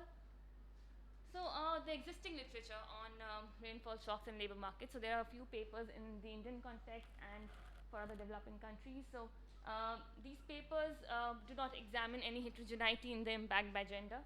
So a paper by Jerchandran examines the impact on absolute wages. Then there's a paper for long and short-term effects on wages for Brazil, impact of these shocks on manufacturing employment and output, then on decisions of households to migrate in rural areas, a few papers on that. So the way this paper stands out is that it looks at the heterogeneity by gender and not just the absolute outcome. So to present the theoretical framework before we go on to the estimation strategy, the theoretical framework that we use in the paper, we assume a comparative agricultural labor market with three factors of production: land, male labor, female labor, and a rainfall shock. The production function is continuous and differentiable. Male and female labor are imperfect substitutes in production. The profit function is given by the expression of pi, and the first order conditions for profit maximization show that male wage will be equal to the marginal product of male labor, and similarly for female wage. So if we assume that labor supply is fixed and it's constant, then the impact of rainfall shock on male and female wage can simply be derived as a derivative of these expressions with respect to the rainfall shock. So the change in male wage due to the rainfall shock will be nothing but the effect of the rainfall shock on the marginal productivity of male labor, and similarly for female labor. However, in general, labor supply is unlikely to be constant or fixed. It will respond to wages, it will also respond to these rainfall shocks. So now we model the consumer side of the labor market, where we have two types of households, landless and landed. Landed households supply farm labor and also hire in labor on their farms. Landless households only hire out labor to landed households. Labor of each type, that is male and female, across different households is perfectly substitutable. Both types of households maximize an identical twice differentiable utility function, and the arguments of the utility function are a consumption good, male leisure, and female leisure. And we again assume that male and female leisure are imperfect substitutes in household utility. So assuming all households to be price takers and wage rates to be determined endogenously by the market clearing conditions, in equilibrium we'll have, the total labor demand for each type of labor, male and female, will be equal to the total labor supply for male and female labor from both landed and landless households. And to arrive at what will be the change in male wage and female wage due to the rainfall shock, we simply totally differentiate these equations and derive these expressions, and under the assumptions of this model, these expressions will be positive. So, but we cannot say anything about the effect of rainfall shock on female wage relative to male wage, because it will depend upon the relative effect of rainfall on demand for male and female labor. It will depend on the relative effect of rainfall shock on the supply of male and female labor. It will also depend upon the relative labor supply and demand elasticities. So, so we now come to the empirical specifications, and first we wanted to just have a look at the literature, if there are any specific hypotheses which the literature can lead us to and which we could perhaps test in our estimation strategy. And what the literature throws up is, what it throws up is that rice is a very specific crop. It's a very specific crop in terms of gender roles involved in it. It's a crop where females are greater in demand, and it's also a crop which is highly water sensitive. So, if relative demand for female labor is greater in these rice growing areas in years of positive rainfall shocks, then assuming that labor supply responses are not able to completely offset the demand conditions, the effect of rainfall shocks on equilibrium wage would be greater for females in comparison to males. We would like to test this hypothesis in our empirical strategy, and just to show you how the proportion of area cultivated under rice as a proportion of the entire cultivated area varies across states in India. We find that the states which have the highest amounts of average monsoon rainfall are also the states which have a very high area under rice cultivation. The other states like Andhra Pradesh, Punjab, Tamil Nadu, which also have a substantial proportion of area under rice, are actually, they only grow rice in irrigated pockets and not in the unirrigated areas. So only well irrigated areas have rice cultivation. So the estimation strategy that we have, our dependent variable is the log of male and female wage, and the relative female wage is given by the differential in the log of female to male wage. Our variable of interest is the rainfall shock, and the way we define it is that it equals 1 if the monsoon rainfall is above the 80th percentile for a district, 0 if it is between the 80th and the 20th percentile, and minus 1 if it is below the 20th percentile. So these regressions are at district level, and we control for district fixed effects and time effects across our sample. We use analytical weights equal to district population and cluster standard errors within a region year to account for spatial correlation in these rainfall shocks.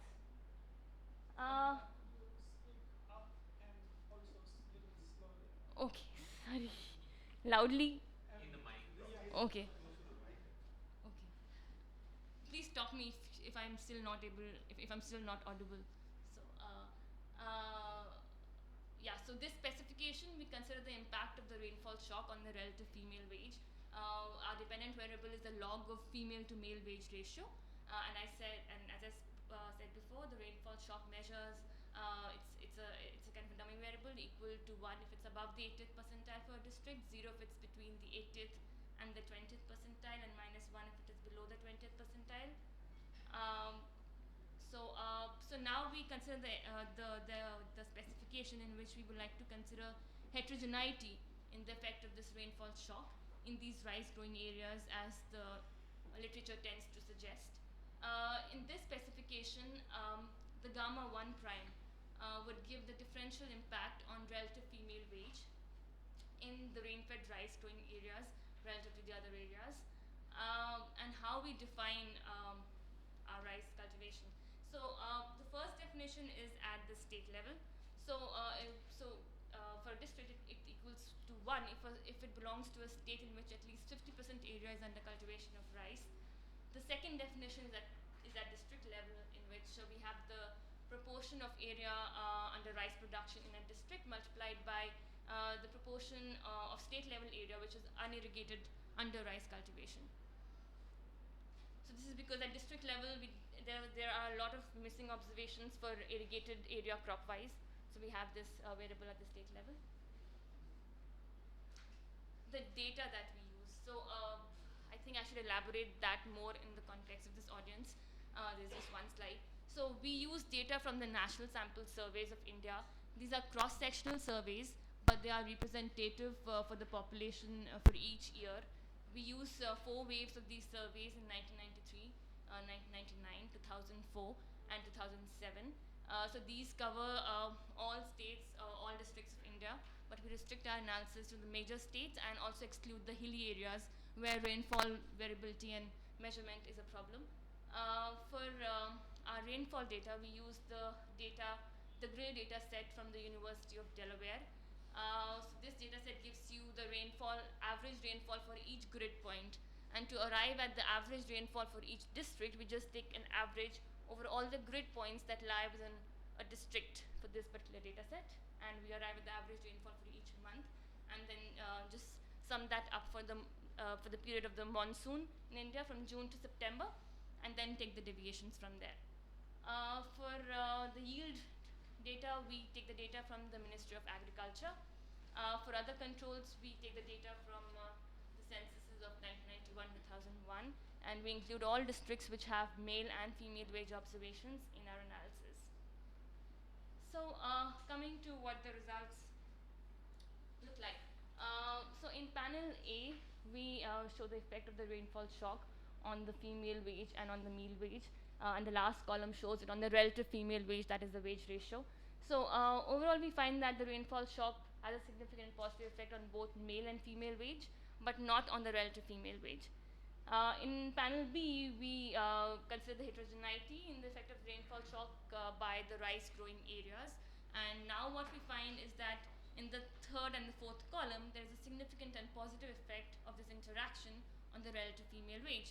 So what this says is that in these rice growing areas, a positive rainfall shock tends to increase female wage more than male wage, and a negative shock tends to decrease female wage more than male wage as compared to a normal year.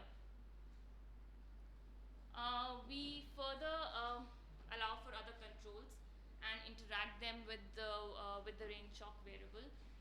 So we include controls that indicate the level of development in a district, like a proportion of population which is literate, and we include a proportion of area that is irrigated in a district.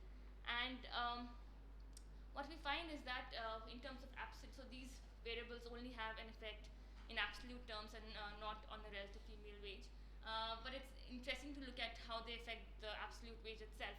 So what we find is that as a proportion of educated population in a district increases, it mitigates the effect of rainfall shock on the absolute male and female wage.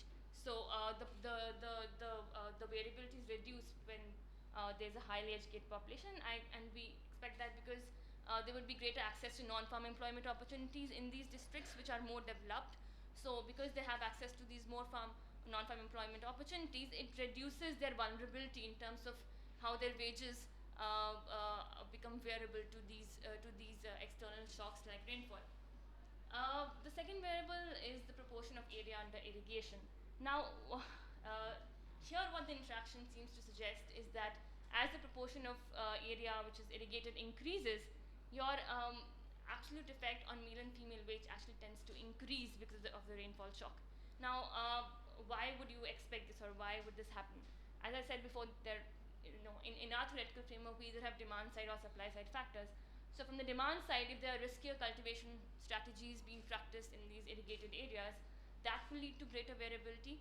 Or if on the supply side, if there are only particular irrigated pockets in a district and you have people migrating to those pockets, then you would expect that, of course you have a lesser effect on demand, but then there's a greater effect on supply in those few irrigated pockets, because there are very few districts in India which are 100% irrigated.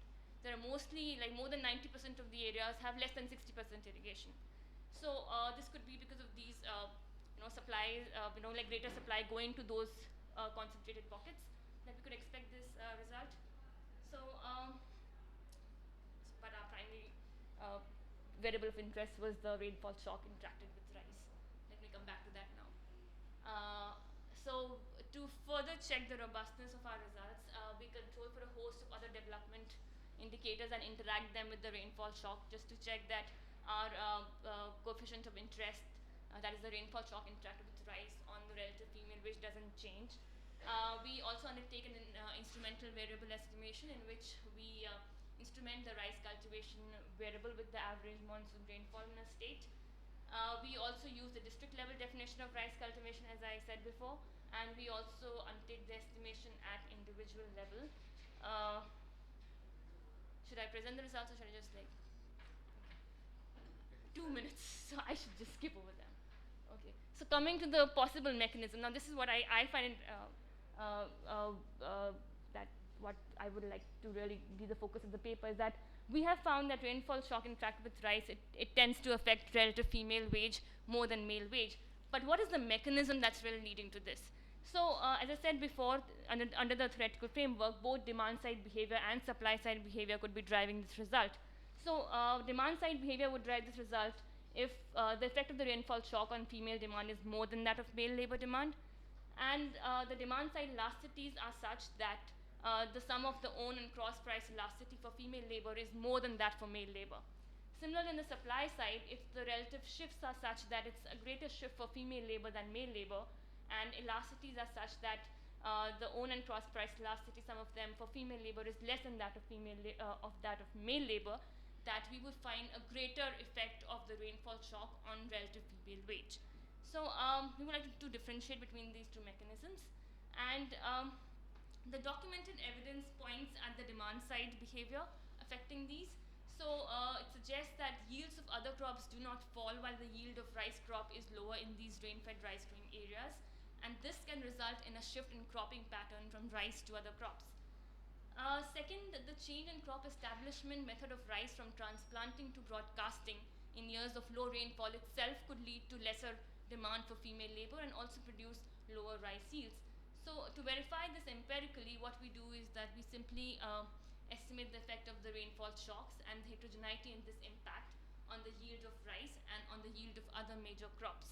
And what we find is that while if we look at the interaction of the rice with the rainfall shock in panel A, panel B is just the district level definition.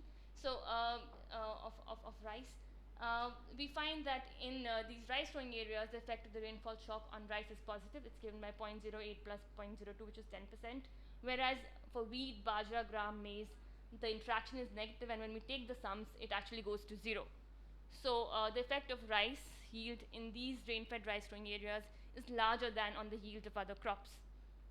So the second way of checking the mechanism is to look at the employment effects.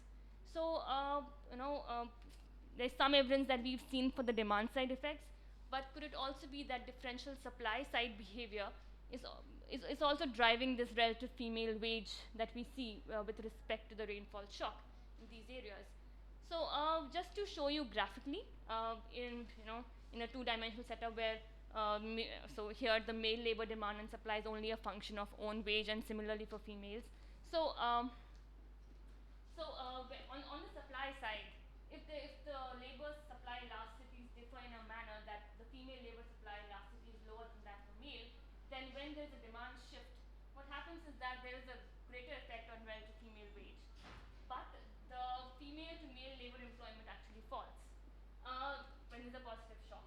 Similarly, when there's a greater shift in supply for female labor, there's a greater effect on female wage when a positive shock happens. But again, the relative female employment with respect to the male employment actually falls. If I were to plot the same figures from the demand side behavior, the result would be that female to male employment actually increases when a positive rainfall shock happens. So one way to test this is to see the effect of the rainfall shock and its interaction with rice on the relative female employment itself. So here the sign of gamma 1 prime here would be negative if differences only on the supply side drive the wage gap results in the rice growing areas. And what we find is that this is not the case, that these are significant and positive, and this shows that there are definitely demand side factors which are operating, and even if supply side factors are operating, they are dominating them. So to conclude, this paper looks, the results in this paper show that in rain-fed rice-growing regions of India, females suffer greater loss in their wages as compared to men in low rainfall years, and the mechanism appears to be the underlying differential effect on gendered labor demand. Perhaps creation of non-farm employment opportunities for rural females in these areas can mitigate the negative effect of low rainfall on their relative female wage because it affects their demand more. So this is the paper. Thank you very much, Kanika. Can I request Ram to? Thank you, Kanika. This is a well-written paper and very well presented too. So you are the framework of analysis seems to be a sensible framework. Your results also, I do not have any serious issues with the econometric results. Therefore, I will focus on what you think is the most interesting aspect of the paper, which is the underlying dynamics. So and there also I agree with you that it seems to be more of a demand-driven explanation. You offer more plausible explanation behind the observed findings on gender wage differentials, especially in agriculture. But however, it seems to me it's not clear to me that you have factored in you have pondered over all the dynamics that you could do, and therefore my comments are in the spirit of for you to expand your analysis as well as enrich it. The first thing that comes to my mind is that your model and your results they seem to assume that total area under cultivation that remains same. That's especially is the case with your model, and I also didn't see you have controlled for irrigated area but not total area under cultivation. The two are very different. Area under irrigation provides stability. Most impact of since your focus is on rice and their rain tends to matter more than for other crops. So the one thing that is one issue, one factor that is directly missing and will have bearing for your results, can have bearing on your results as well as your model, is the total area, because for the irrigated area, whether rainfall is low or high, that area will be cultivated in most cases unless there's a flood. So where it will matter most is the area that is not under irrigation but otherwise rain fed, and you could grow rice there. So it's something that can be done, that can be factored in your model as well as in your empirical analysis. Going forward, so since your framework is based on the assumption of constant land coverage, area cultivated is same, so then my next comment is based on that assumption. That's not plausible assumption, but next comment is on that. So with that assumption that land supplied remains same, total area remains same, think of two possibilities. One role of rain would be substitution. So you did mention the issue of irrigation and how irrigation facility supplements rain, and then that leads to some forces of substitution in terms of the choice of activities by people involved. So here on this count, if you assume hypothetically, if you assume there is no irrigation facility compared to the scenario where there is irrigation facility, so you seems to be underestimating when irrigation is there, your effects will be so what I'm saying is that your results will be more pronounced in an area where area remains in a situation where area remains same and there is no irrigation facility available. So this does not go against your results. If anything, on this count, your results are stronger than they look. But there is other count on which the forces go in the opposite direction, which is substitution among crops. So there you talked about yield, that yield does not depend on that much. So yield of non-rice kharif crops is not that sensitive to rainfall. But so yield is different from total output. That depends on the area. Even controlling for area, so the substitution, as rainfall increases, going by your explanation, so there should be greater substitution from, like say, bajra, other kharif crops to rice crops. And again, going by your assumption, which is that rice is more female labor intensive compared to other. So in that case, what will you say is that as rainfall increases, there is greater substitution from bajra types crops to more of rice type. Then labor is, so by your assumption is that rice is more female labor intensive, and therefore by implication bajra is more male labor intensive. So you have labor released from bajra going into rice, and you have more of male greater supply of meal that is released from bajra and entering in. So that can unsettle your explanation. So these are the things that come to my mind, and I think for area you can directly control, and you should also be able to control for direct total rain as well as total rainfall as well as irrigation separately. That way you will be able to tease out results more in An let's interesting say, area. more comprehensive. Ravi. Wondering whether it's a little, too ambitious to do this study at the district level.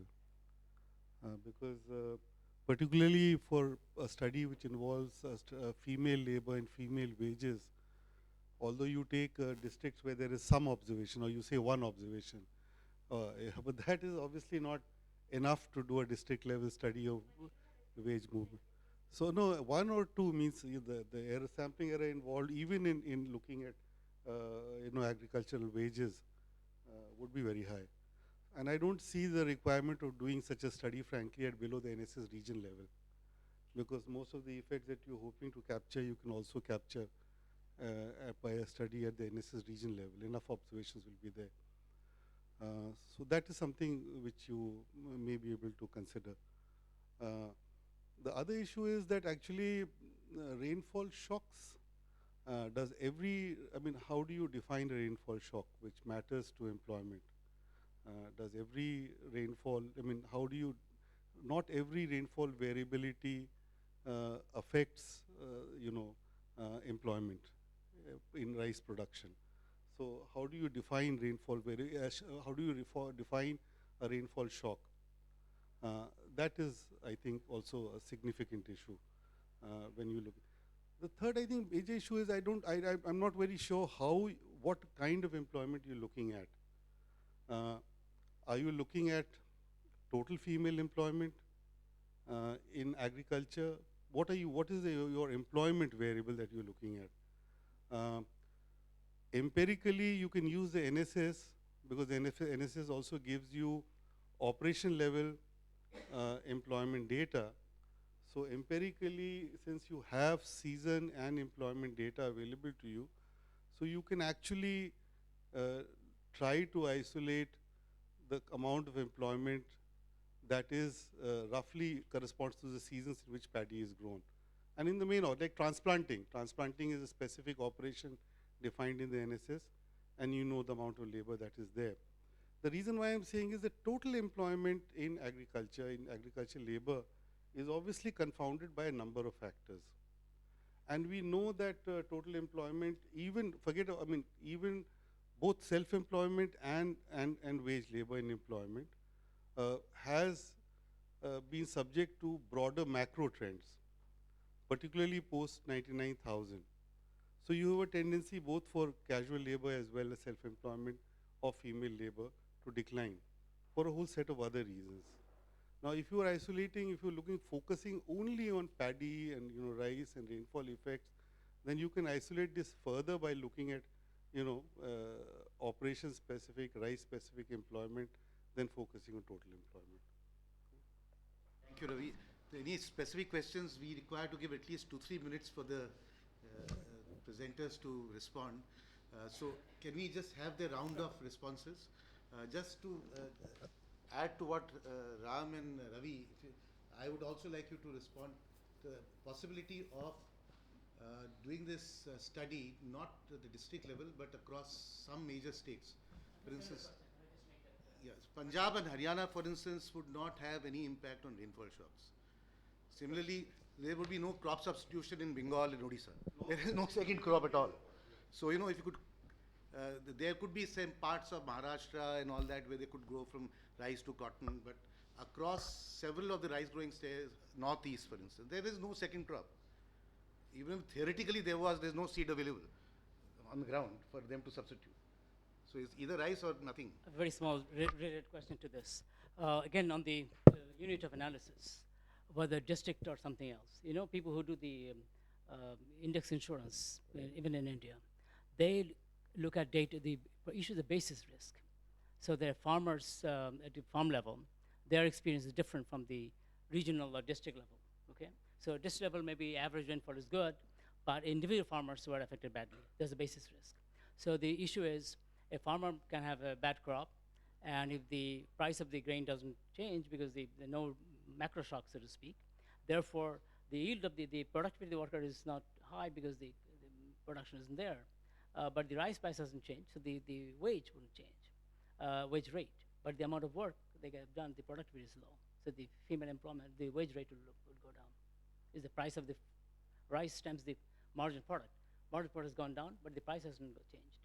So how do you deal with that? So question is, how can you get a better synchronization of this basis risk, that the individual farm level shock and the weather station shock are more inconsistent. So for that, whether you have narrower definition of unit, do you have data for crops for narrower than the district? Is going in a different direction than Professor Ravi was saying. Because that's the basics, the insurance people worry about that. Thank you. Thank you. Could I request Devan, you don't have to respond to each comment it made. If you're in agreement with what the discussants have said, just say yes. You have about 3 minutes Okay. to respond. That's why So, okay. So thank you for the comments. So I'll just start with the comment by Professor Syed Hassan about the data. Yeah, the data, there's a few problems with the data. It's not a perfect RCT, or so we have tried to deal with that using different methods for robustness checks. We have used propensity score matching and all of that. So that is there, but still, given what we have, I think the data is pretty good. And regarding your comment on food security measures, so there are 4 different dimensions of food security. It's not just availability, it's access, availability, utilization, and the new one is vulnerability. So there's 4 different dimensions, and the measures that are used all over the literature is actually these 5 of them, and then the last one is a self-reported or experiential food security, which is supposed to capture the vulnerability of the household. That is, if you may be food secure today, but tomorrow you may be food insecure. So how vulnerable your household is. So we don't have data for that, but these are the standard food security data indicators that is there in the literature. And Christopher Barrett, who is a leading food security expert from Cornell University, so there's many papers by him, so who uses these food security measures.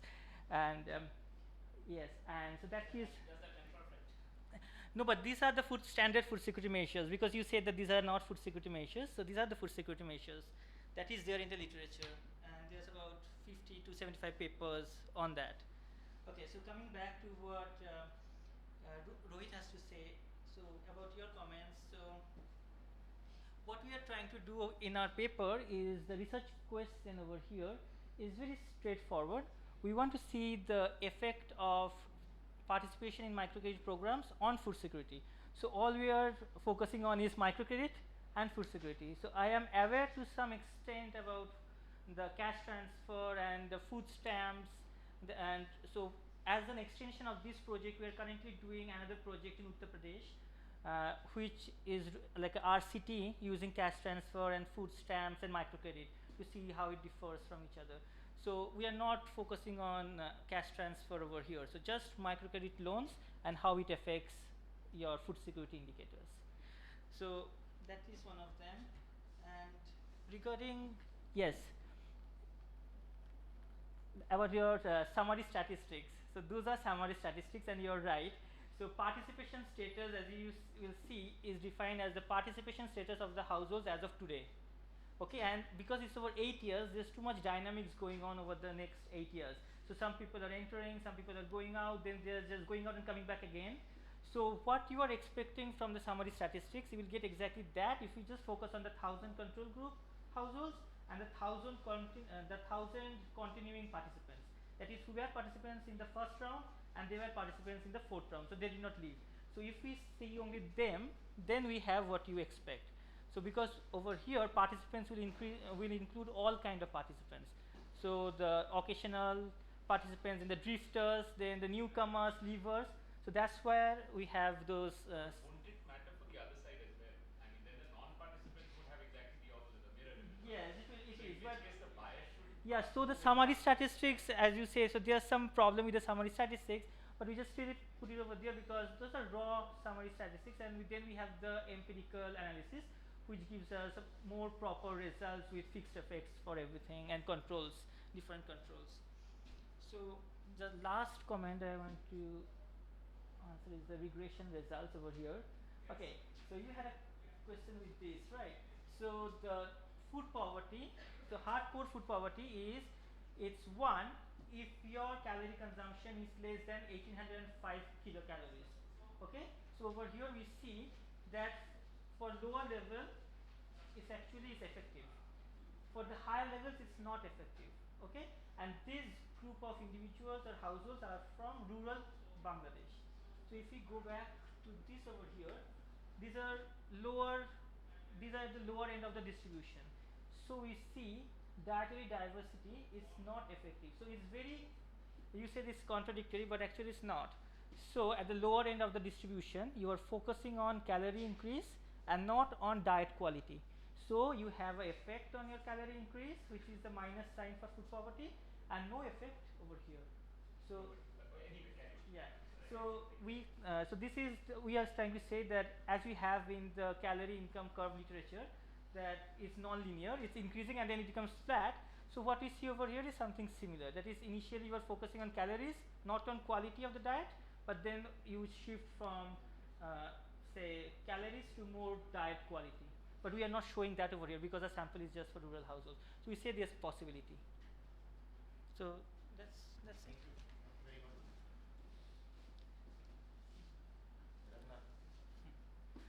Yeah, so I'll just get to the questions. I think the first question was push versus pull.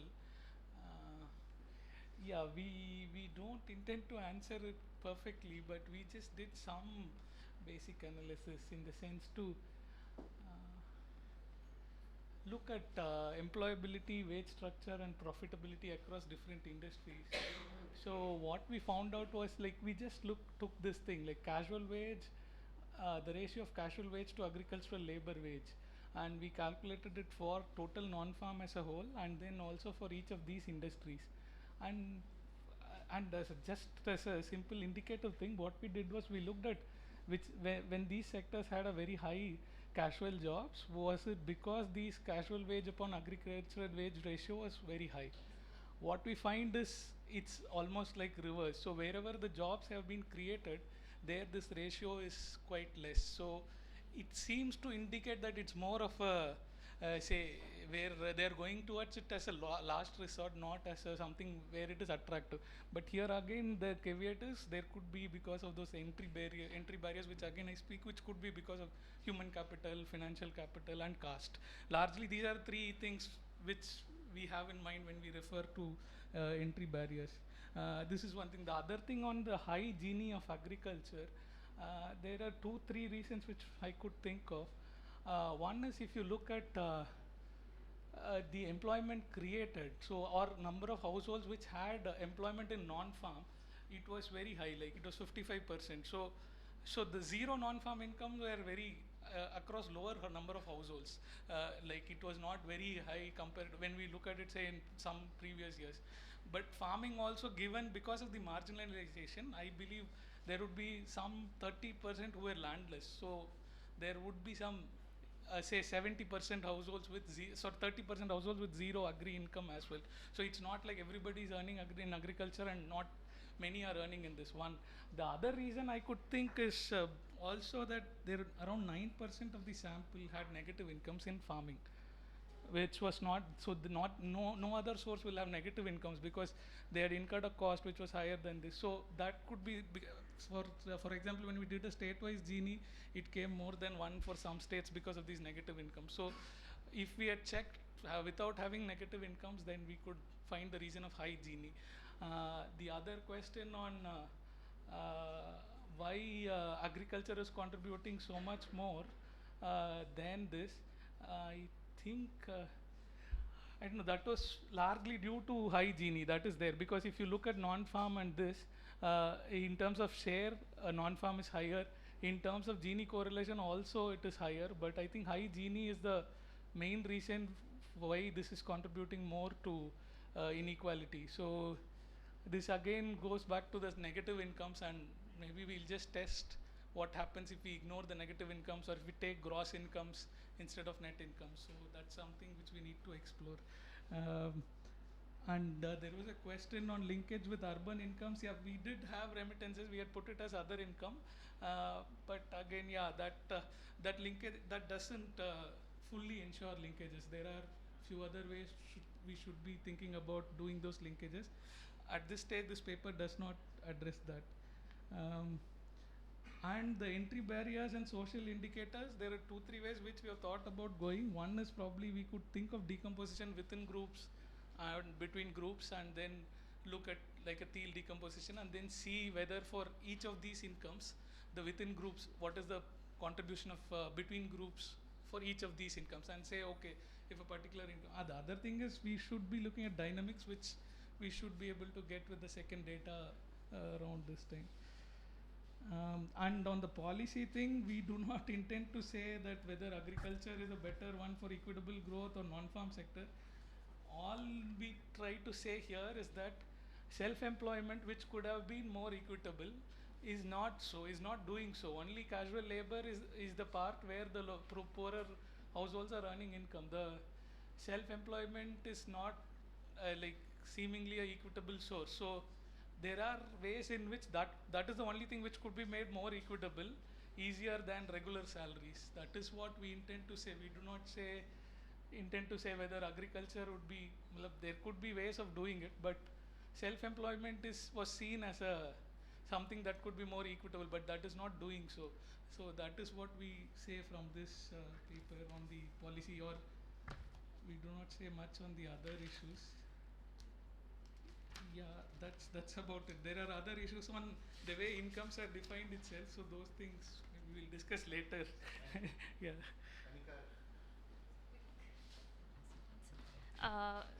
First, Professor Singh, I accept that if we include that the total area is itself variable in the theoretical framework, it would give us perhaps more like different and more interesting results.